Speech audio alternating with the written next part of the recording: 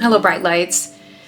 I wanted to talk a little bit about the High Priestess this month. The High Priestess is what I feel, is the card that really exemplifies the feeling of this month. It's a time of being alone, being in your own sacred space. There's that playbook down there, knowing yourself, hands raised, heart open, and in a space of introspection and personal power.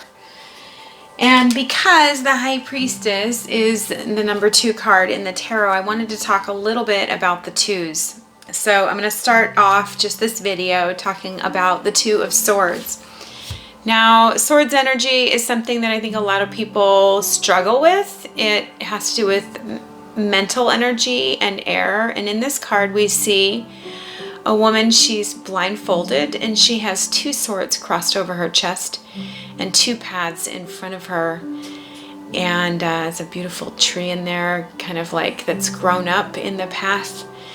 So I think it's really important when we look at the 2's energy that it's really about balance. You know, we're constantly being faced with duality while we're here in the 3rd dimension. One of the constructs of it is duality.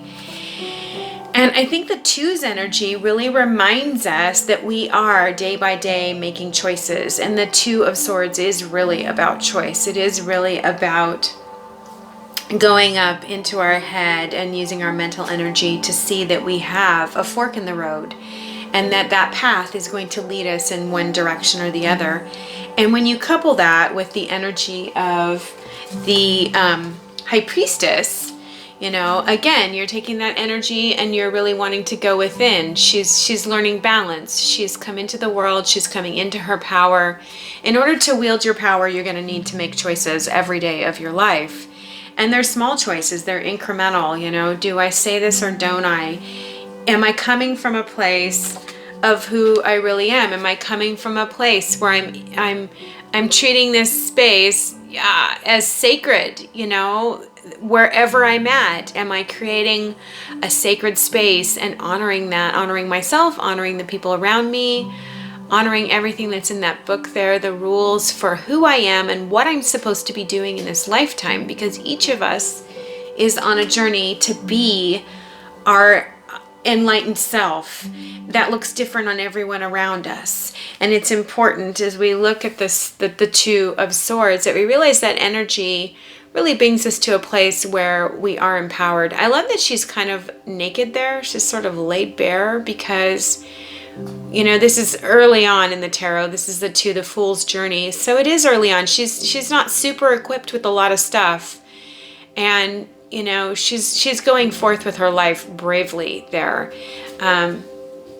So as you explore March and this month, remember that this is a great month to look at the number 2 and how that plays out in our life, that finding balance within ourselves, that noticing when we're coming to 2 paths that diverge, you know, which way am I going to go? Which way leads to my higher self? And honestly, I find that our paths can be like this. So it's not like you're going to miss it forever.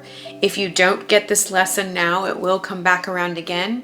But I think this is really a time for this year to slow down and make those choices and really get conscious about what's going on and who you want to be. And it's going to set the pace if you just spend the next 2 weeks really being in a place of honoring who you are in your decisions. May your day be blessed. May you hear from your guides and may you have the strength to engage your will in that and be your highest self.